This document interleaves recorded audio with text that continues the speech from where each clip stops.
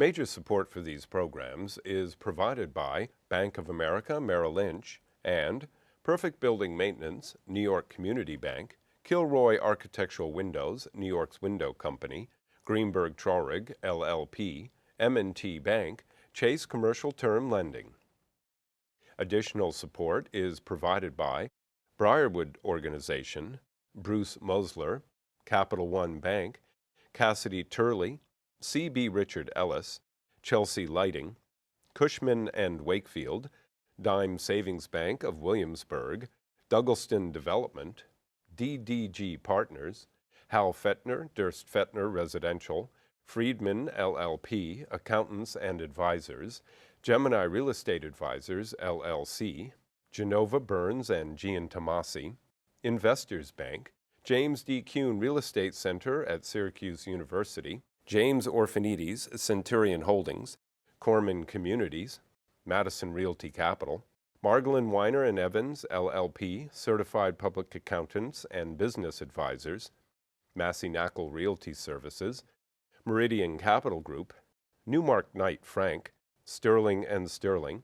SJP Properties, Stonehenge Partners, the Wickoff Group, Urban American, and Ackman Ziff Real Estate, Ariel Property Advisors, Eastern Consolidated, Essex Capital Partners, Goldman Properties, Moynihan Group, Muss Development, RAL Development Services, the Spandrel Group, LLC, Rosewood Realty Group, Terra CRG, Triangle Equities.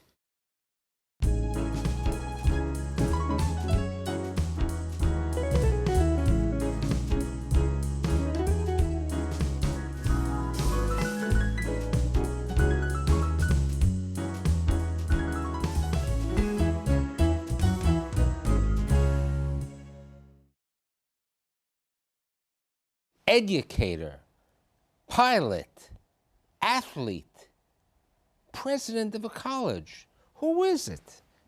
It's the famous Roscoe Brown. And I'm happy to have my friend, Dr. Roscoe Brown, here today. Thanks for being here, Roscoe. Okay, mate. Great to be here. So, Roscoe, I'm on your seat today. You know, we changed places over here, you know, because you've been on CUNY TV. You've been in the TV and the media business for probably close to 50 years. So let's tell people a little bit about you. Tell me a little bit about your parents. You know, your father, Roscoe Sr., and your mother were very interesting people. Well, I grew up in the early part of the 20th century, born in 1922. Both my mother and father were professionals. My mother was a teacher, graduated from Virginia Union University, and my father was a dentist who later became a public health official. Right, and he graduated from Howard. He graduated from Howard. The other thing is he graduated from the high school that I went to later. Dunbar. Dunbar High School, but at that time it was located on M Street. It was called M Street High School. They built a new building, which they then named Dunbar High School. And that Dunbar High School had really educated many of the outstanding black leaders. The first black federal judge, William Hastie, came from Dunbar High School. Charles Drew, who developed the blood bank, came from Dunbar High School. Lots of lawyers and doctors came from Dunbar High School. So I grew up with an educated background, and at that time, in the 20s and 30s, Washington, D.C. had the largest black middle class of any community in the country, and that was because of the government work. The civil service, as it is today, helped to bring about the middle class. Now, you told me that your grandfather worked for the Treasury Department, right? Yeah, my grandfather worked for the, they called it Bureau of Engraving, and his job was to count out the new money. And they said that Grandpa Brown was so fast that they didn't know exactly how much money there was, and they counted it again. It was just perfect. So he worked there for many, many years. But then Grandpa Brown, how'd your parents stay in the Virginia neighborhood? How'd they end up in Virginia? My father was born in Alexandria, Virginia. My mother was born in Richmond, Virginia. And at that time, both of them had jobs that were service jobs, but because they were educated and because of the color situation, they were able to get good jobs. And they lived a good middle-class life. a number of people today don't realize that even in segregation, many blacks lived a good life. In the black community, they had their own theaters, their own stores, their own newspapers, their own beauty shops, their own restaurants, their own banks. And that's the way this black middle class that Du Bois talked about in the Talented Tenth came about.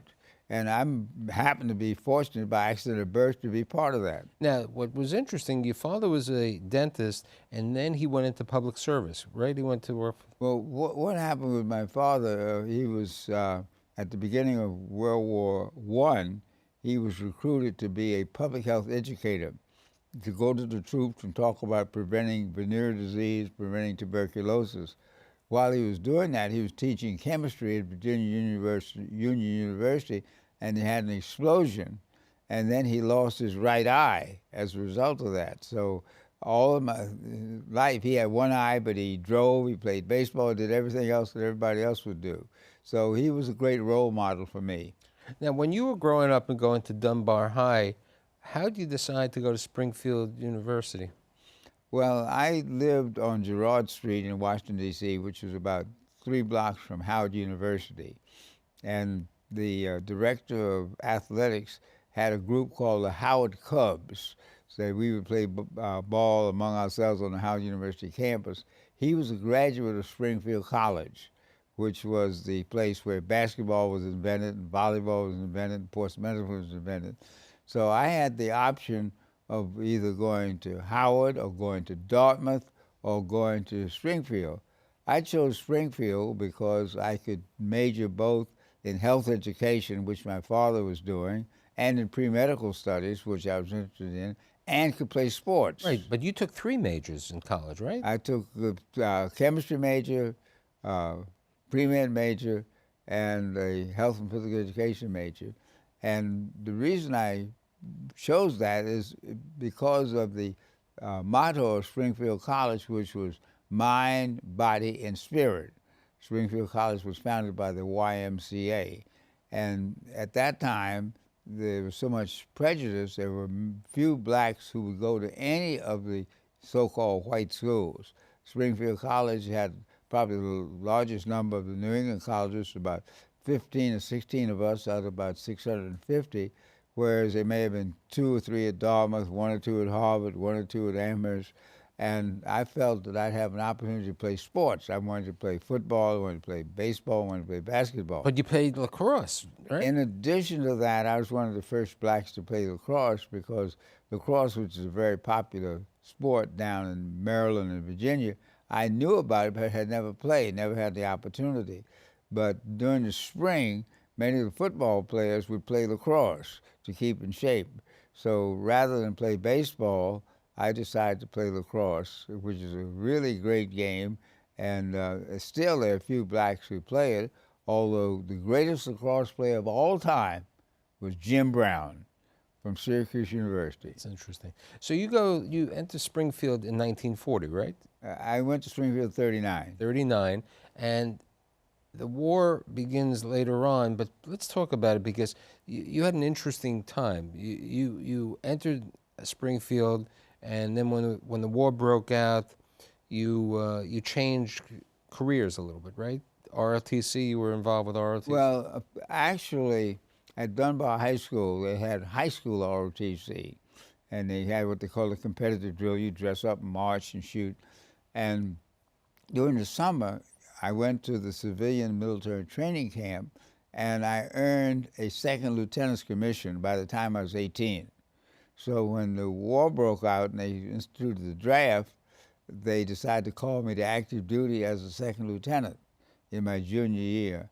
I then resigned my commission because the draft day was 21, I was 18, and then re-enlisted as an aviation cadet to become a pilot because I had always wanted to fly, like many of the so-called Tuskegee Airmen, but because of the racism and the War Department study in 1925 that said that blacks didn't have the intelligence or the coordination or the leadership ability to be pilots, there were no blacks in the Air Force.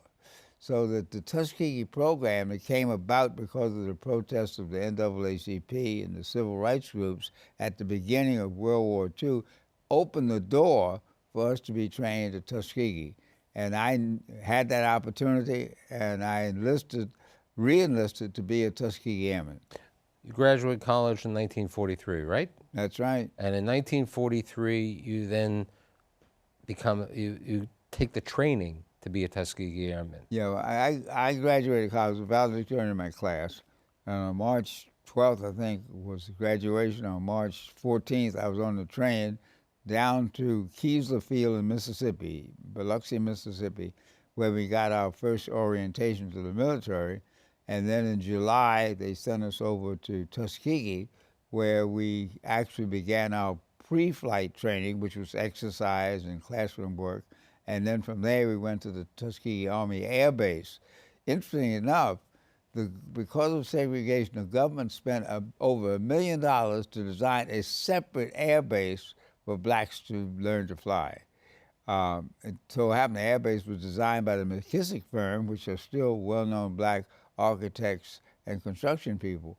But that was the opportunity that they gave us because Tuskegee University was a premier university founded by Booker T. Washington in 1881, had large numbers of professionals there. So even though it was segregated, there was a supportive climate of black professionals and technical people. And that, I think, together with the leadership of Colonel Noel Parrish, who was the commander of that base, is what made it possible for us to get first-class training.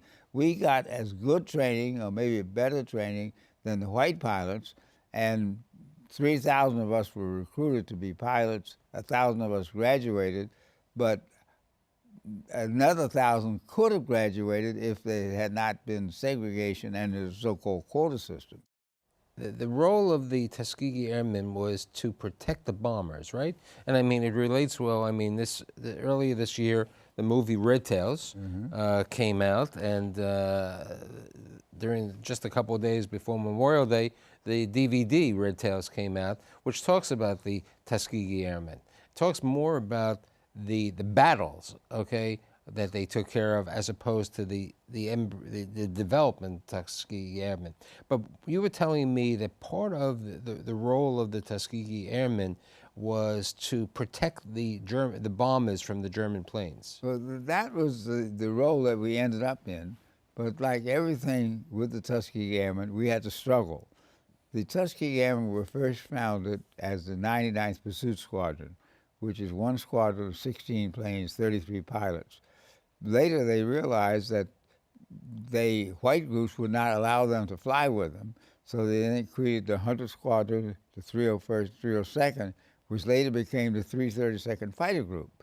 But while the 332nd Fighter Group was being trained, the 99th went overseas and was attached to a white group, the 33rd Fighter Group, that had a prejudiced commander.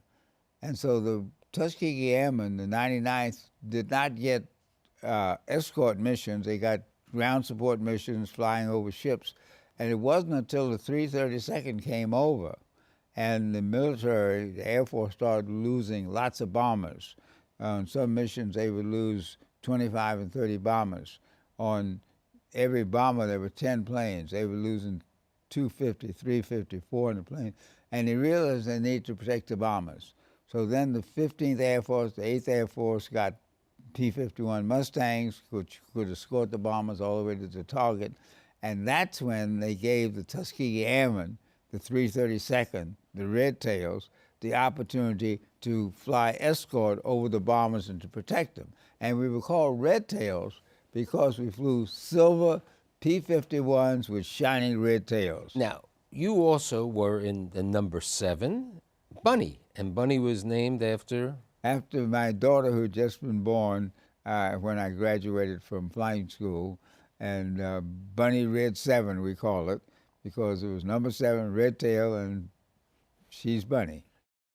Right after the war, you decided that you wanted to become a pilot, and you went to Eastern Airlines. And what happened at Eastern Airlines? Well, to backtrack a little, the 332nd became very famous because we stayed with the bombers and didn't lose them. And we flew on the longest mission of the 15th Air Force from southern Italy all the way to Berlin and back. And on that mission, we shot down the first 3 jets over Berlin, and I was the first to shoot those down. So we had a reputation. So when I came back, before I went to graduate school or medical school, I said, I want to fly an airline. So I went to the Eastern Airline office on Fifth Avenue, filled out the application, 1,000 hours, all kind of citations. And as I was leaving, the secretary was throwing my application in the wastebasket. I'd gone back to get my New York Times, and I saw it, and her face got red. She said, I'm sorry, we don't hire Negroes here. That was the official stance. And it wasn't until several years later that the airlines broke that and hired black pilots. So as opposed to going to Eastern, you got a job working for the welfare department? I worked for the welfare department, what they call on 103rd Street? So 103rd Street, in the area where Vito Marcantonio and the unions were very active. Actually, during the lunch period, in our union, we would pass out petitions to ask them to build housing developments. So many of the housing developments on the east side came as a result of the political action of the UPWA, Marcantonio, and some of the liberal Congress people. So that gave me an attachment to the community. I didn't grow up in New York, but very quickly, working on the east side, in East Harlem, I learned New York. The interesting thing about it is most of my clients were older white people, because at that time they had what they call old age assistance, and the black population was not that large, and many of them lived in Harlem, and I worked in East Harlem. So that was where I got some empathy and some understanding of what poor white people went through, as well as what middle-class white people went through. So now you have your bachelor's, and now you enroll in NYU. Tell me about. Well, actually, before I enrolled at NYU, I took a job at West Virginia State College. I forgot. West Virginia State College was in West Virginia, which was a border state. It was not the rampant segregation. And there I taught exercise physiology, kinesiology. And coach basketball. And coached basketball, including the first black to play in the NBA, Earl Lloyd. Also coached football. And I also led the student movement to get more women involved in physical activity.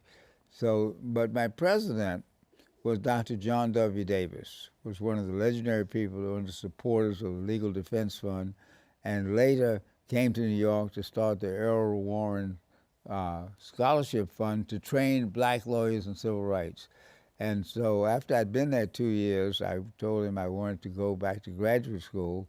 He helped me to get a Julius Rosenwald Fellowship. Right. Julius Rosenwald, founder of Sears, had this fellowship for blacks to get advanced degrees, and many of the black professors and writers and so on got that fellowship. I got one of the last ones. So between the GI Bill and the Rosenwald Fellowship, even though I had 2 children, I was able to go to New York University full-time, get my master's degree, and then later work on my PhD degree, which I did in exercise science, exercise physiology, and ran the lab while I was there, and I got my PhD in 1951. And then 1951, you continued at NYU.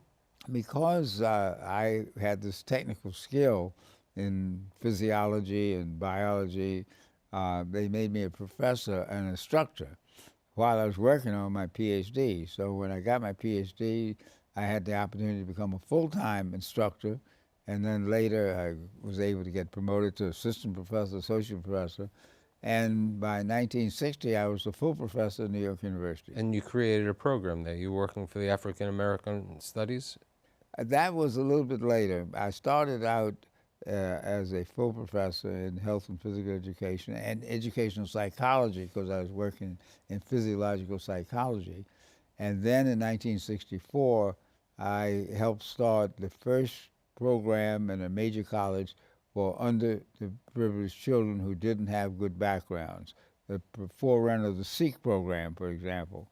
That was called Project Apex, a program for excellence. So I developed that, and then from there, I became the president of the American Association of University Professors chapter, which was like our professional union for New York University. And through that, I was then able to help in developing the Institute of African American Affairs, which was in response to the assassination of Martin Luther King. I worked with President Hester, and he said, look, rather than just set up a separate Black Studies program, why don't we have a broader institute where we can do research on Black affairs, where we can do publication, we can do programs, and in addition, we helped to set up the Martin Luther King Scholarship Program, which brought 1,000 Black and Latino students to New York University, one of the first such programs in the country. So that has kept me going from one to the next. And when you were at NYU, you were offered the opportunity to become president of Medgar Evers College of the City University. But you decided to stay on at NYU, and then in 1977, another opportunity came along.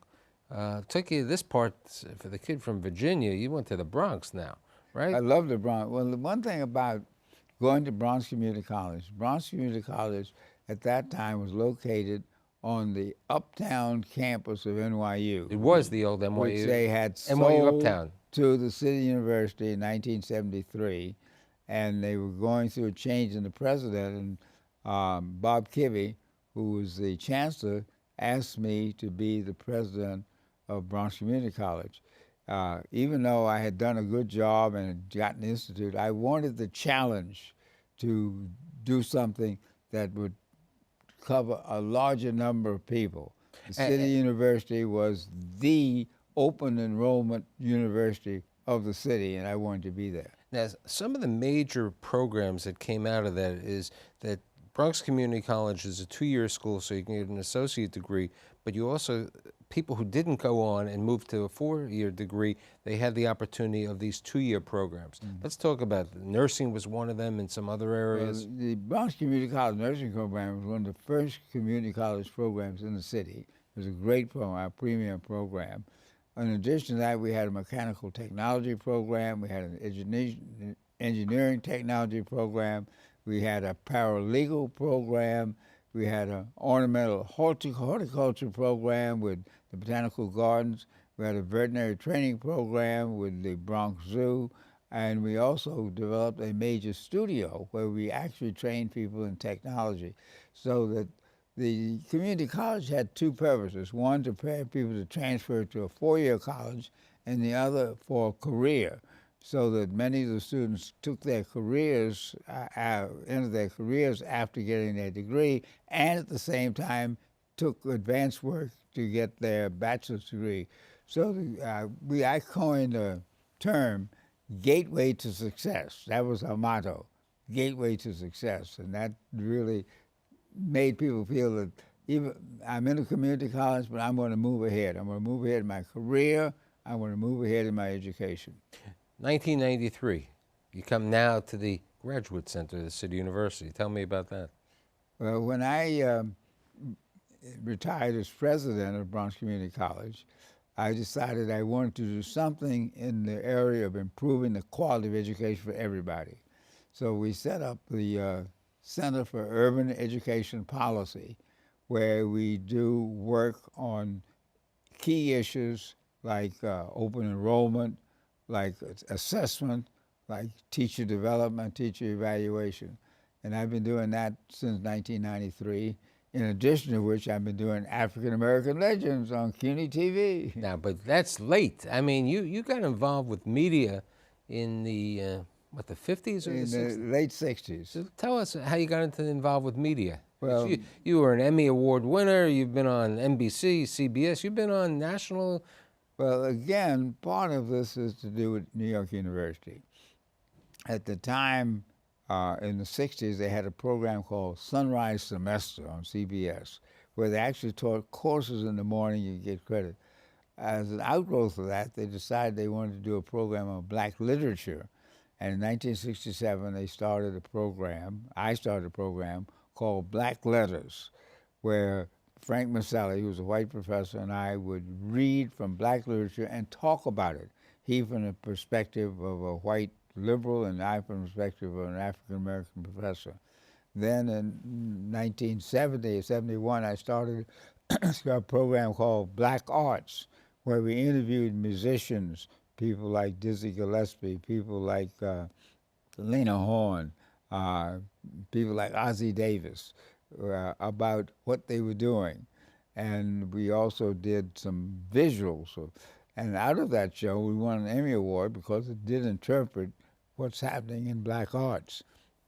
This program aired on Sundays and Saturdays, and a lot of people saw it.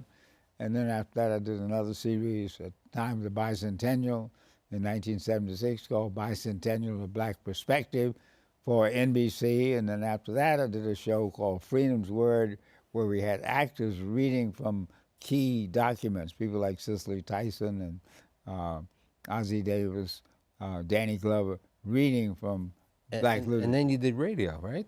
And during that same period, I had a radio program at midnight on Sunday that went all the way across the country from WNBC called Solar Reason, where we'd interview folks from the black community. One of my first interviews was Spike Lee when he was just getting into the movies. And then you came here at CUNY TV. Came here and I did CUNY TV. And you're still doing CUNY. I'm still doing TV. Yeah, but that you're taking my chair on that one. I'm on the left side. On the left side, okay. So you know, you've been involved. You have honorary degrees. I mean, you're getting one of the distinguished alumni at NYU. One thing that we were briefly talking. We only have like a minute. Your mentors in your life, your dad, and who else? Well, my role model obviously was my dad because of his leadership, but it was Paul Robeson, a famous actor, singer. But the main thing is he was Phi Beta Kappa. He was a great athlete, and he was a great activist. And for young men of my generation, Paul Robeson was the person that we looked up to because the main sonar incorporates sonar, sound mind and sound body. That's what we believe. That's what Springfield College believed. And Paul Robeson was a great activist, even though some people disparaged him because of some of his more definite statements. But the fact is, he was calling racism what it was. He was talking about freedom for everybody, and not just African Americans, but for oppressed people in Europe and Russia as well. So here's what we got to do. I invited you to my show. You have to invite me to your show. I definitely do. I want to know, how do you build New York? Okay. That's what I'm worried. I also am involved in Phipps Houses. I know. The housing project. Okay. I wish we had another half an hour, but I want people to go see Red Tails. I'm going to get my own and enjoy the movie, and I'm really happy that I've had you today. Okay, Mike.